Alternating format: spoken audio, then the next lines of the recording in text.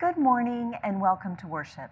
We are so glad you're here and we hope you have a meaningful experience. Good news, our Pathway to Membership class is a go. We will be meeting in person with an online option. If you're curious about becoming a member of our vibrant congregation, please be in touch with me for details. My name is tlewis and I may be reached at tlewis@unitytemple.org. Or you may fill out a visitor form on our website at www.unitytemple.org. We hope to see you at Community Hour, our social time on Zoom following the service. A link may be found in your order of service, in the Friday newsletter, or you can email me at tlewis@unitytemple.org for the link.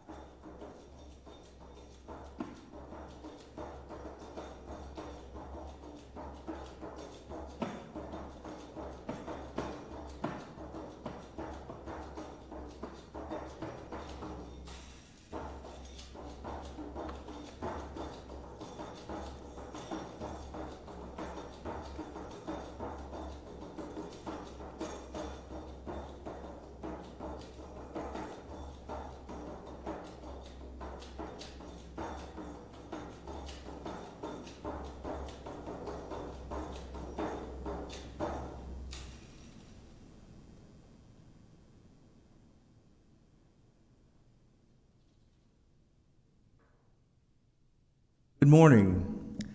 My name is Michael Weeks, and I serve on your Board of Trustees. It is my pleasure to welcome you here this morning. If you're here for the first time, thank you for joining us. We look forward to getting to know you. Our online Zoom committee time will happen right after the service, like Tina said. The link can be found in the e-beacon or Friday's email, or you may send an email to tlewis@unitytemple.org to request the link. Each week, we remind ourselves of our congregation's core values: connection, transformation, justice, acceptance. Our mission is to embody these core values in our daily lives by welcoming all, inspiring compassion, nurturing wonder, and serving community.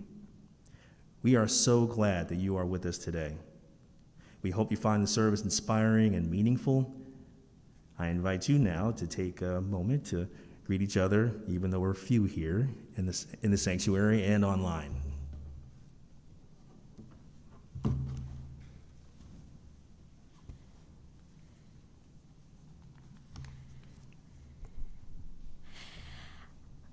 Our chalice lighter this morning is Matt Meyer.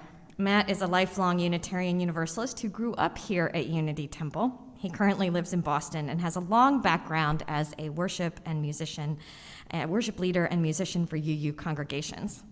I had the pleasure of working with Matt a few times when I worked for the Unitarian Universalist Association, and so when he said he would be in town, I was excited to schedule him to lead worship today. I am so sorry y'all can't be here in the sanctuary with us today, so turn your volume up and have faith that the next time around we'll be able to be together in person. I invite you to light your chalice along with us. We are Unitarian Universalists. This is the church of the open minds, the loving hearts, and the helping hands. We take care of the planet Earth and each other.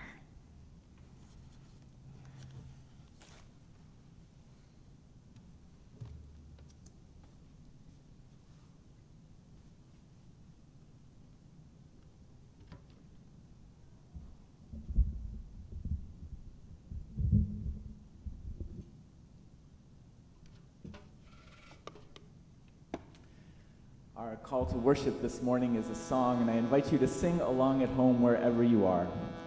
Just because we can't hear each other doesn't mean we can't sing together. It doesn't mean that we can't make some rhythm together. And this is a great time to try out some of the harmonies you might not have been so bold to try if others could hear you. So your part for our call to worship goes like this. Call down a blessing, call down a blessing, call down a blessing, call down. Call down a blessing, call down a blessing, call down a blessing, call down.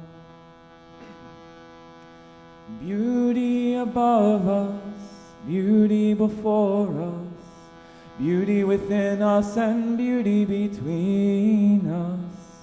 So call down a blessing, call down a blessing, call down a blessing, call down. Call down a blessing, call down a blessing, call down a blessing, call down. Love above us, love before us, love within us and love between us. So call down a blessing, call down a blessing, call down a blessing, call down. Call down a blessing, call down a blessing, call down a blessing, call down. And let's take a moment to breathe deep, to be present with ourselves and with each other.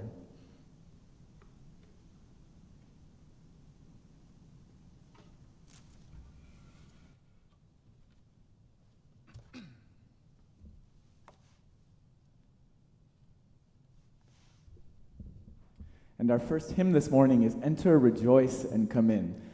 Although we're going to do it with a slightly different rhythm than at least some of you might be used to. It goes like this.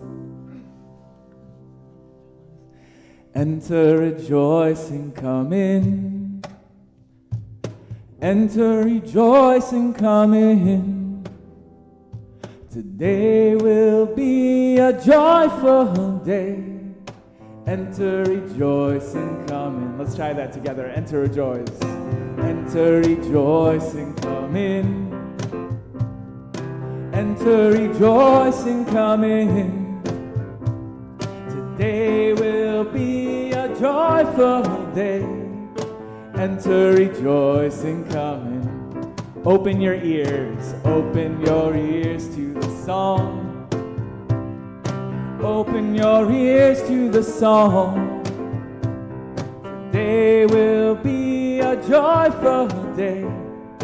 Enter, rejoice, and come in. Open your hearts, here we go. Open your hearts, everyone. Open your hearts, everyone. Today will be a joyful day. Enter, rejoice, and come in. And don't be afraid of some change. Don't be afraid of some change. Don't be afraid of some change. Today will be a joyful day. Enter, rejoice, and come in. Enter, rejoice. Enter, rejoice, and come in. Enter, rejoice, and come in. Today will be a joyful day. Enter, rejoice, and come in. Today will be a joyful day.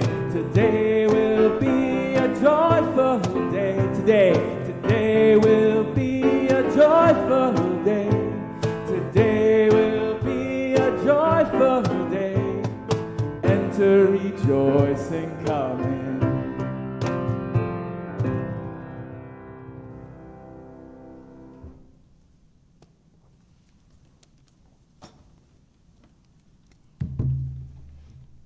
Nice job, Matt. Please join us in the words of our covenant. Love is a doctrine of this congregation. The quest for truth is its sacrament, and service is its prayer. To dwell together in peace, to seek knowledge and freedom, to serve humanity in fellowship, to the end that all souls shall grow into harmony with the divine. Thus do we covenant with each other and with God.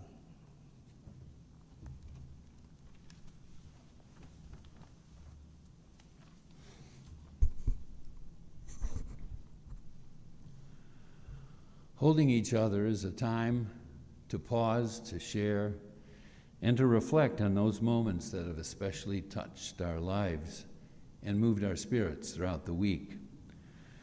We companion one another with compassion. We sit with one another in times of joy and sorrow. To share something that has touched your life, please email pastoralassociates@unitytemple.org by Friday evening each week. You may also share something in the live chat associated with the service right now. These are milestones and events that were shared with us this week. A short while ago, Alan McVeigh fell and fractured a rib. Please keep him in your heart. Also a short while ago, Margaret Pretchell went to the hospital for an emergency appendectomy. Hold Alan and Margaret in your hearts and send them healing wishes as they continue to heal.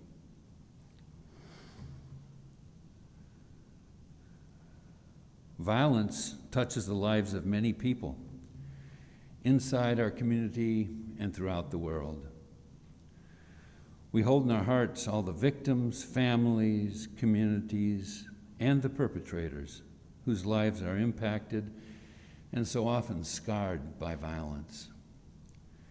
May we all create peace in every step we take.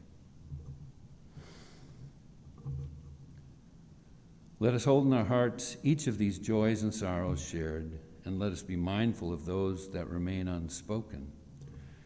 Be an opening for listening and sharing throughout your days and weeks ahead. Adapted from Reverend Colin Vahey's Faith in Action email, so much of our world is both heartbroken and joy-filled. There is so much to mourn and to celebrate in these times and at all times. One of the many gifts of being part of our congregation is that we accompany one another through all of life's joys and sorrows. Through all the mourning and celebration, and hopefully we learn and grow and are transformed by the journey. We are grateful to all those in our community and to our partners for the many ways you help us bend the moral arc of the universe towards justice. So much more is accomplished in cooperation and community than could ever be done alone.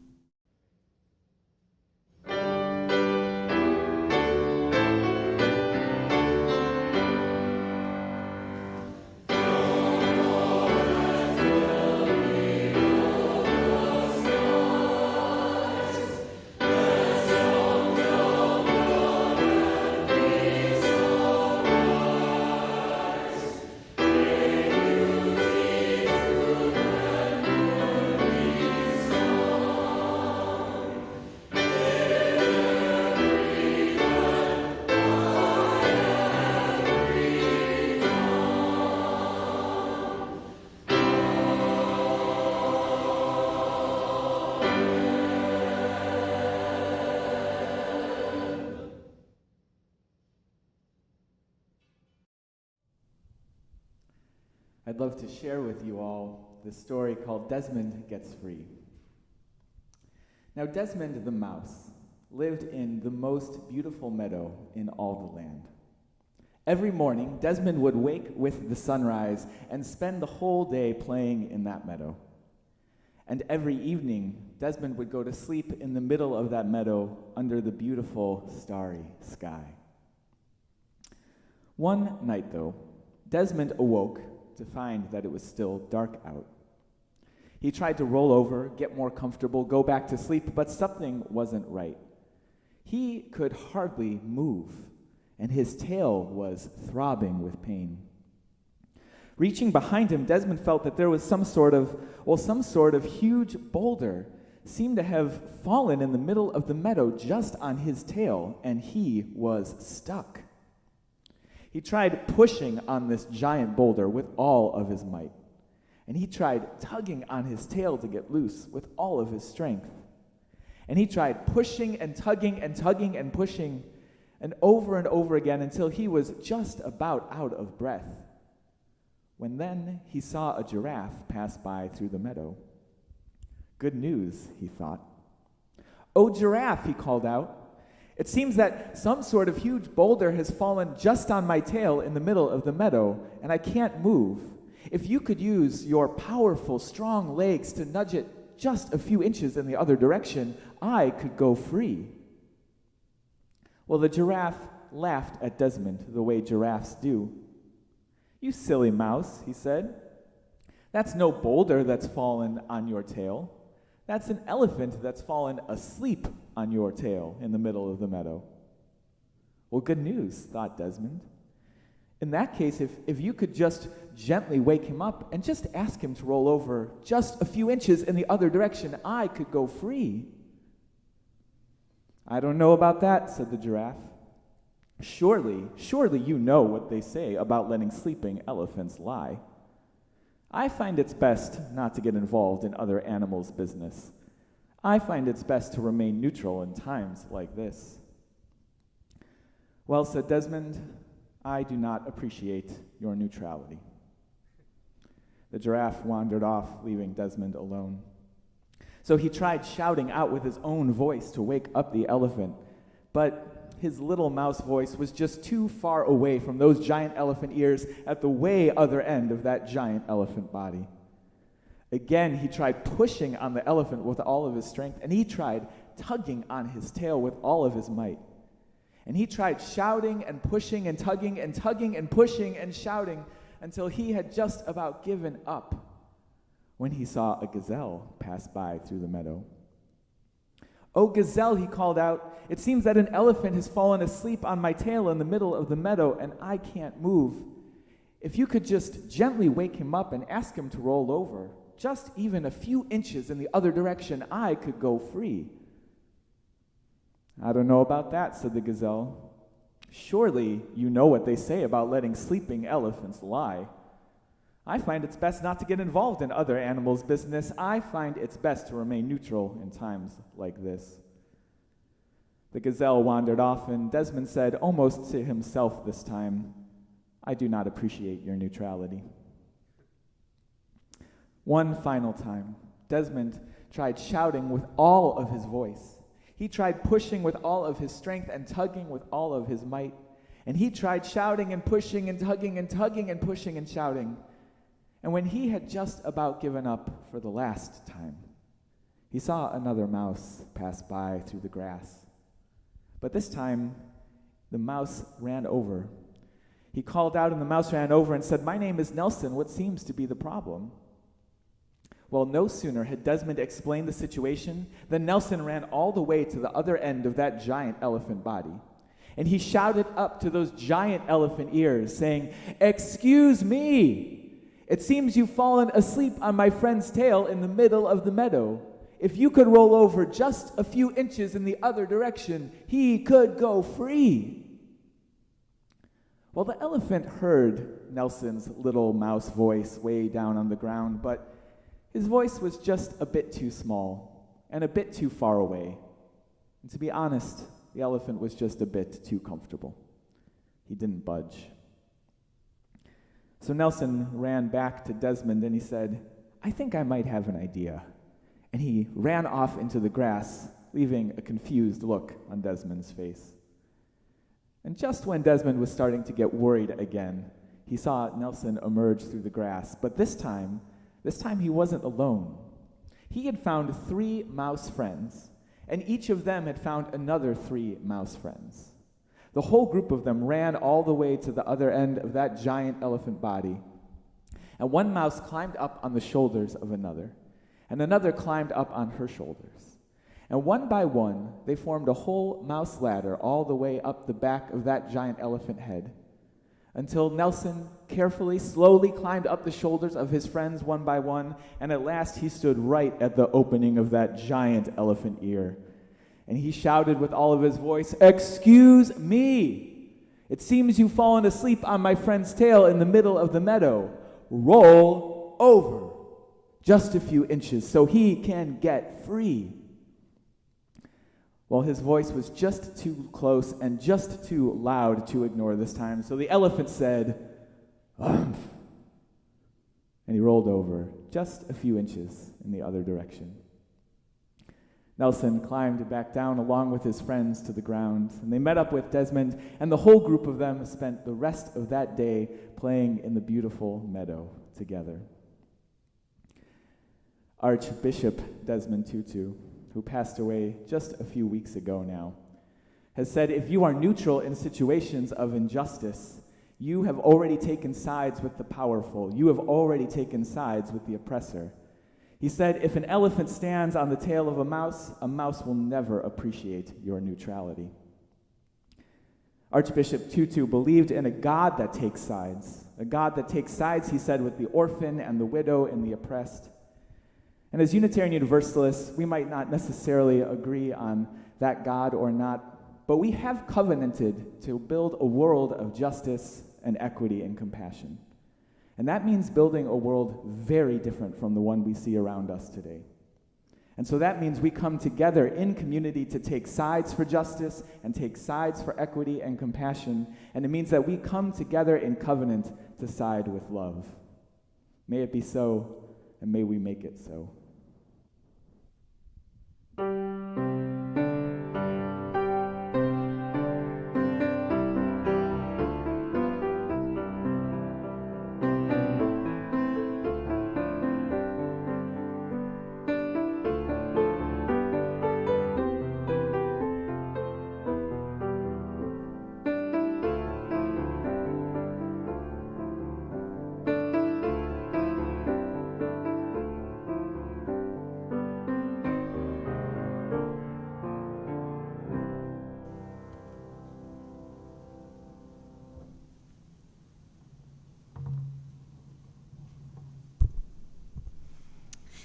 Our reading this morning was originally a poem by Beth Strano, painted on a door.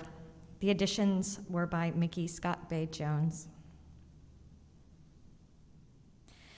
Together we will create brave space, because there is no such thing as a safe space. We exist in the real world. We all carry scars and have all caused wounds. In this space, we seek to turn down the volume of the outside world. We amplify voices that fight to be heard elsewhere. We call to each other to more truth and love. We have the right to start somewhere and continue to grow.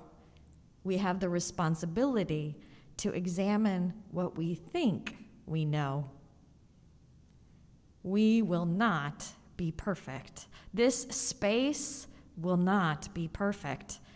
It will not always be what we wish it to be, but it will be our brave space together, and we will work it side by side.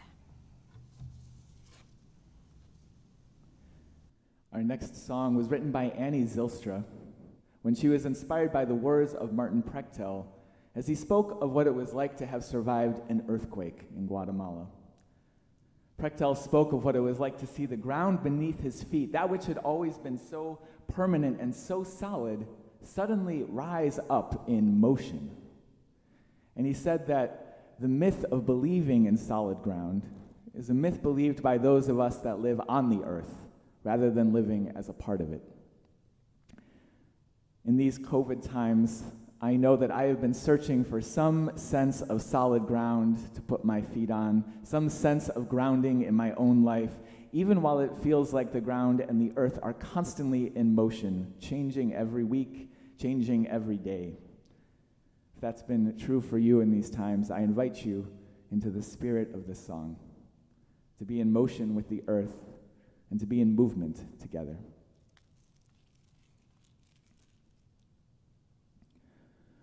I believed in solid ground until I saw the earth in motion, in the winds of steady change, and the ever-rolling ocean.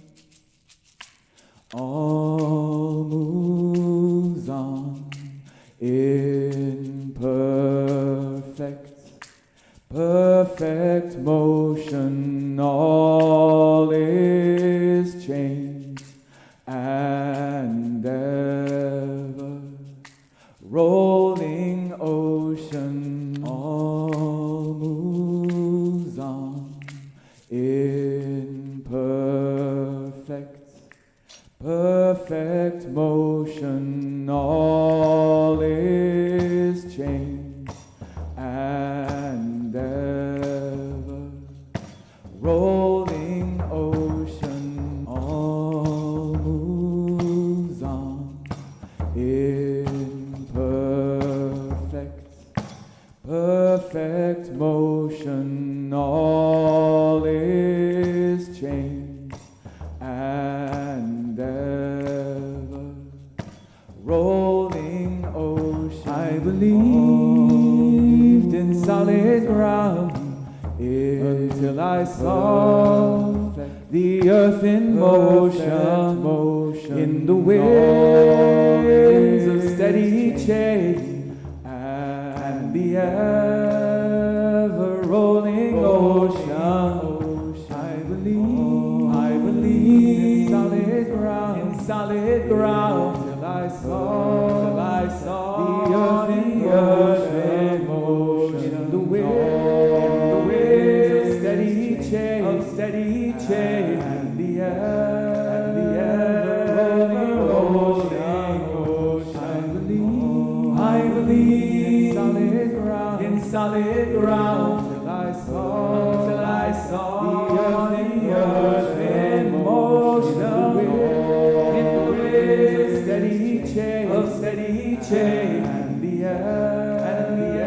ever-rolling ocean. I believe in solid ground, till I saw the earth in motion, in the winds of steady change, and the ever-rolling ocean. I believed in solid ground till I saw the earth in motion, in the winds of steady change, and the ever-rolling ocean.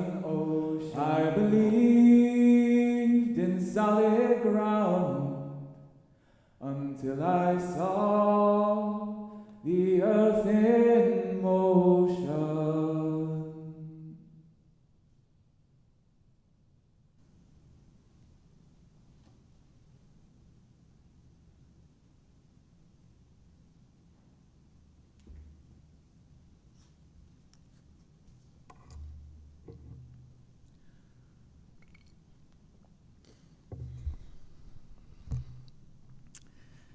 I start just about every morning with a to-do list.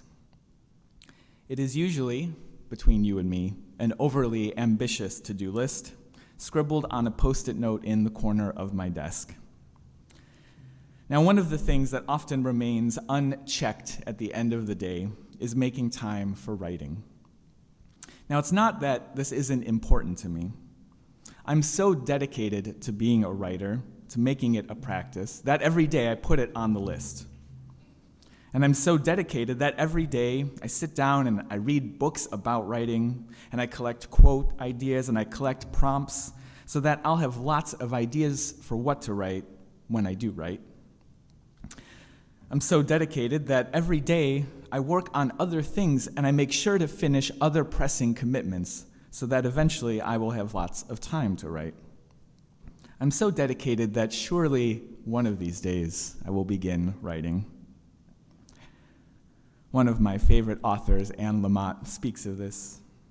She talks about how hard it is, in fact, to just sit down every day and put your butt in the chair and write. She says, "The discouraging voices will hound you. This is all piffle," they will say, and they might be right. What you are doing may just be practice, but that's okay because that's how you're going to get better. Some of the best writing advice I ever got was very similar from a teacher who once told me, "Take a few minutes and don't write, but just write what you would write if you were going to write." I feel like in all the years since I got that advice, I haven't written anything since. But I have written a lot about what I would write if I did write. You might call this the practice of practicing, learning how to practice.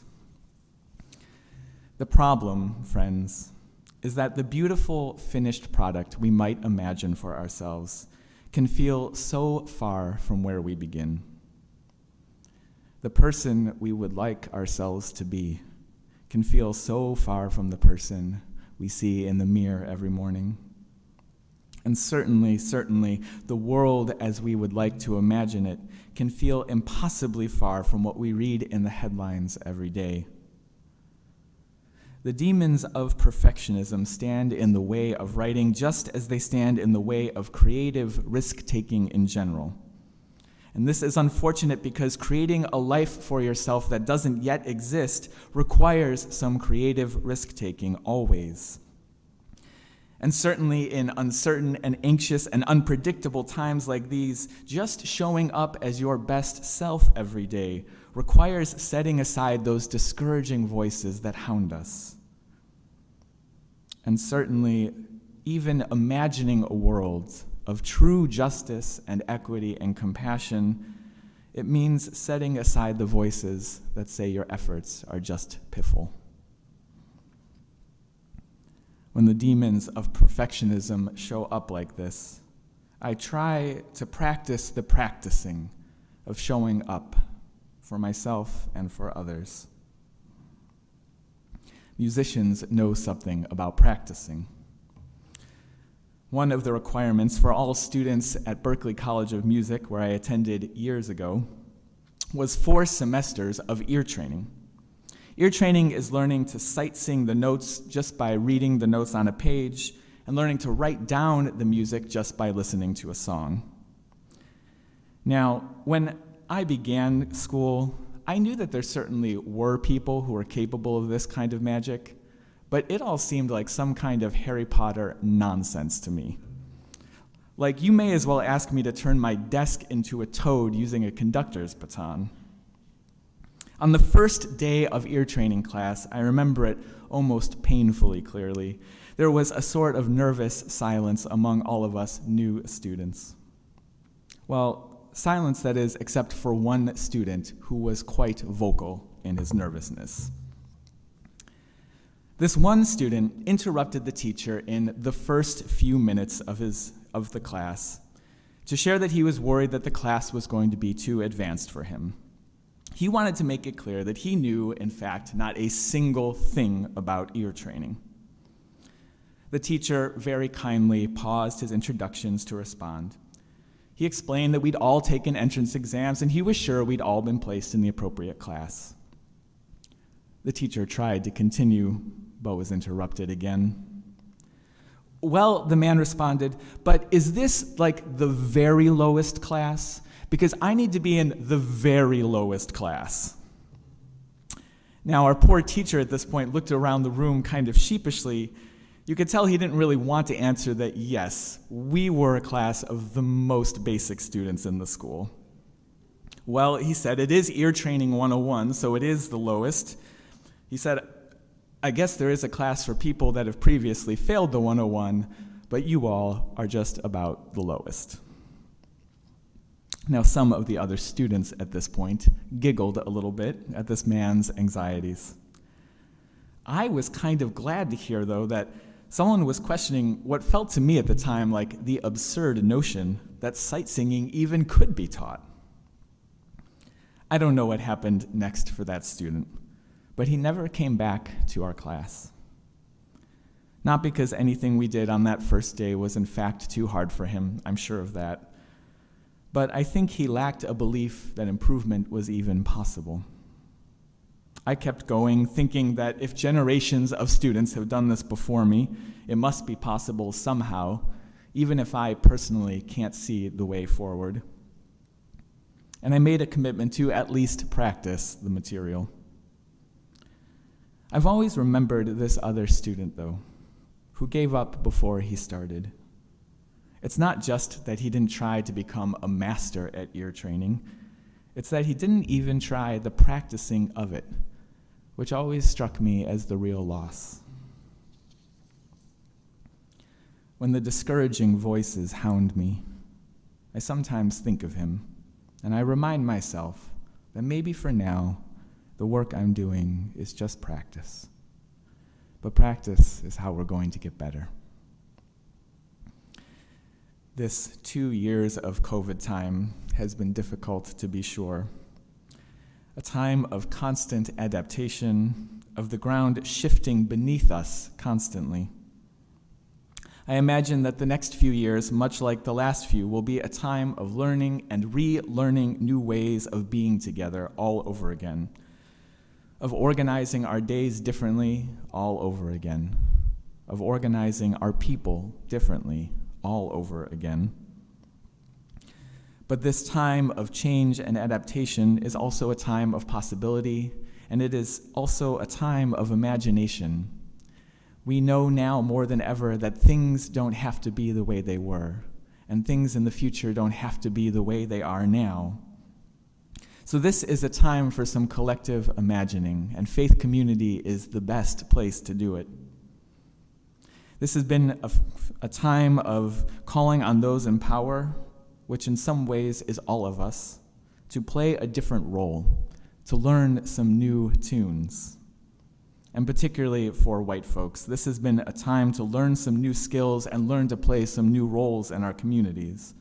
A time for listening in deeper ways we haven't always done so well before. A time for having hard conversations we haven't yet practiced enough. Fellow white folks, when you hear people of color these days making demands for the world as it might be, that world of justice and equity and compassion, now is the time to practice amplifying those voices that fight to be heard elsewhere by repeating them in calls to your representatives, to your colleagues, to your family. If you've inherited wealth that was accumulated in a time of racial segregation, which is true of all wealth in this country, it is time to practice giving it away. If your muscle memory has been to call the police when something goes wrong, it is time to practice something different so we can all learn together some new skills for community safety. I won't all of a sudden do all of these things, but I will practice the doing of them. Musicians, we know as well as anyone that muscle memory is very real. We know that consistent practicing changes the very structure of our brains, rewiring our circuitry, forging new connections and new possibilities. No one is born a musician. Musicians are just the ones who learned how to practice. Even songbirds need elder birds to sing to them and teach them their melodies. So let us practice the practicing. Practice doesn't make music perfect, but it makes music possible. Let's us practice showing up for ourselves and showing up for each other to build that new world of justice and equity and compassion. Practice won't make the world perfect, but it makes a better world possible.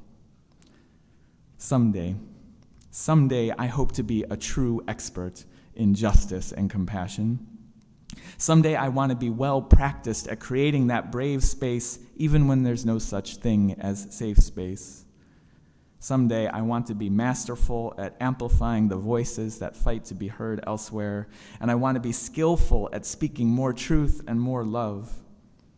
I want to be part of transforming our so-called justice system that has hurt so many so deeply. I want to be part of shifting an education system that fast-tracks some to college and others to prison. I want to transform an energy sector that's been working overtime to overheat our planet. These are daunting tasks, to be sure. On most days, learning to transcribe a symphony by ear seems more manageable than any one of them. But that's okay. It's okay because for now I don't have to do all of those things. I just need to practice doing what I would do if I were doing them. So, beloveds, don't promise to be your best self today. Just be the person you would be if you were practicing being your best self. Don't try to rebuild a new world in the image of love this week. Just practice doing what you would do if you had committed to such beautiful things.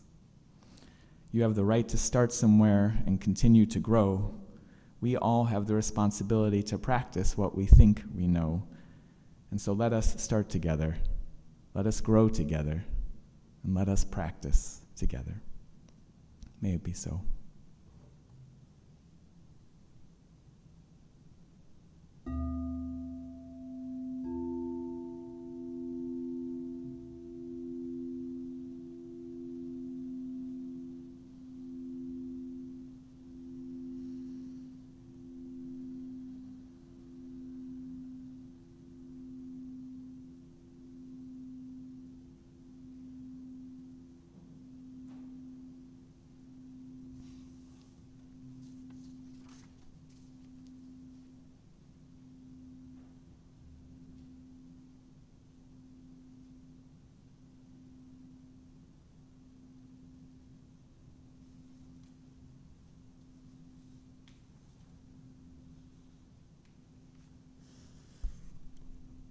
Wow, Matt, what a great sermon. Thank you. Each week, Unity Temple gives our Sunday offering to an organization that aligns with our values and is committed to bringing compassion, equity, and justice to the world. This week, our offering goes to the Maywood Fine Arts. Maywood Fine Arts Association is a nonprofit organization dedicated to providing high-quality arts instruction to the children of Maywood, Bellwood, and surrounding communities of Proviso Township. In fact, and I have said this several times, our offerings go to Unitarian-related subjects, and that's great. Our offerings often go to the west side of Chicago, which is great. But we tend to not look west, where I've lived for 60 years in Maywood. So bear that in mind.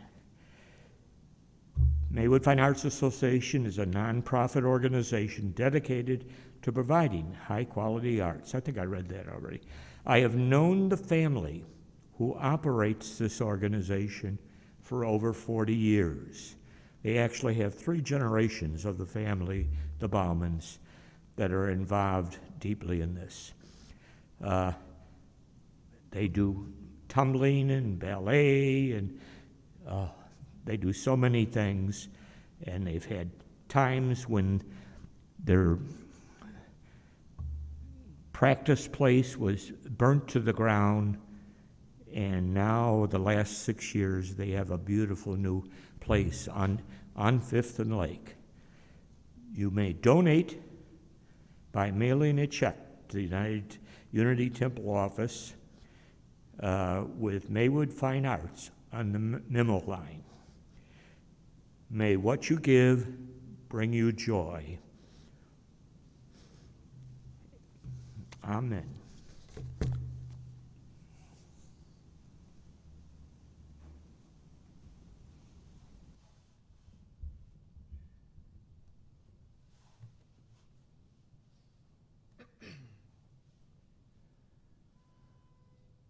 Oye, mi gente, traemos la fuerza, la libertad es la única bandera. Oye, mi gente, traemos la fuerza. Listen, my people, we bring the power. La libertad es la única bandera.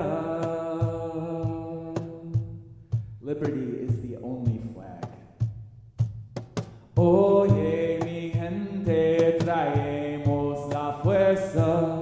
La libertad es la única bandera. Listen, my people, my condor, my eagle. No human being can ever be illegal. Listen, my people, my condor, my eagle. No human being can ever be illegal.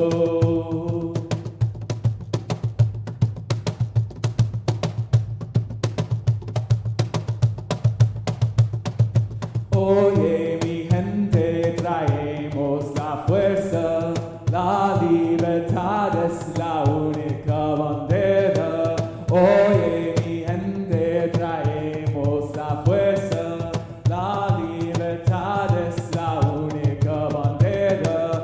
Listen, my people, my condor, my eagle. No human being can ever be illegal.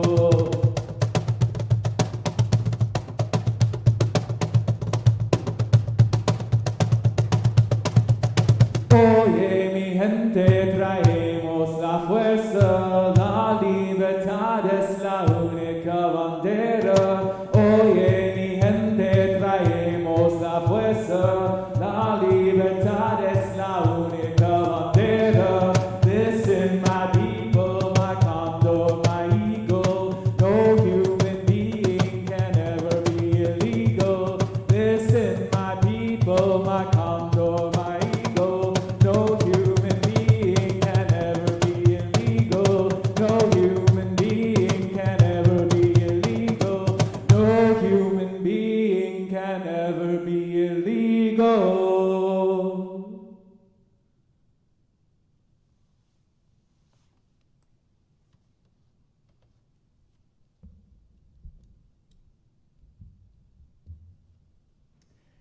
Dear ones, you have the right to start somewhere and continue to grow. And so let us start together. Let us grow together and let us practice together, imagining and building that world of justice and equity and compassion that we've imagined in our hearts and articulated in our principles. May you go in peace, may you go in love, and may you go and be blessed as you are a blessing to others.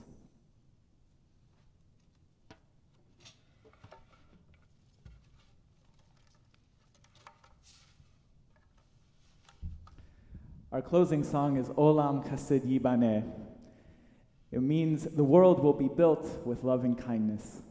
But in perhaps a wonderfully Unitarian Universalist sense, it doesn't name exactly who is responsible for doing the building. So I take it as an invitation and perhaps a challenge to do that work together in community. This song has become an anthem for Jewish communities working for peace in the Middle East. It has been sung in meetings and in protests and in the streets. And so let us join together in that spirit. I invite you to sing along at home, wherever you are. It goes like this. Olam chesed yibane, yadadai, yadadai, yadadai. Olam chesed yibane, yadadai, yadadai, yadadai. Olam chesed yibane, yadadai, yadadai, yadadai. Olam chesed yibane,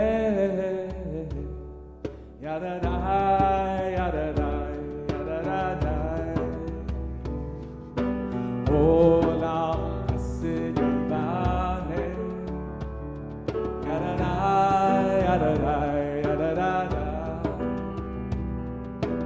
Olam chesed yibane, yadadai, yadadai, yadadai. Olam chesed yibane, yadadai, yadadai, yadadai. Olam chesed yibane, yadadai, yadadai, yadadai. Olam chesed yibane, yadadai, yadadai, yadadai. Olam chesed yibane, yadadai, yadadai, yadadai. Olam chesed yibane, yadadai, yadadai, yadadai. I will build this world with love. Yadadai, yadadai, yadadai. And you will build this world with love. Yadadai, yadadai, yadadai. And if we build this world with love, yadadai, yadadai, yadadai. Then God will build this world with love. Yadadai, yadadai, yadadai. Olam chesed yibane, yadadai, yadadai, yadadai. Olam chesed yibane, yadadai, yadadai, yadadai. Olam chesed yibane,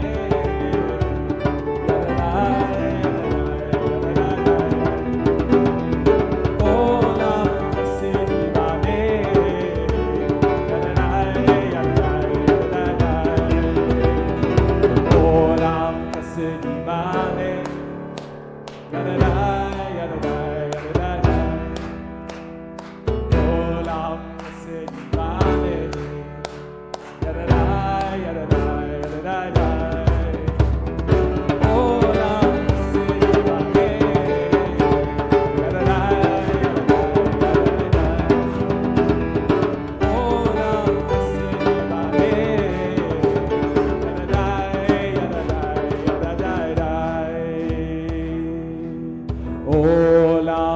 chesed yibane,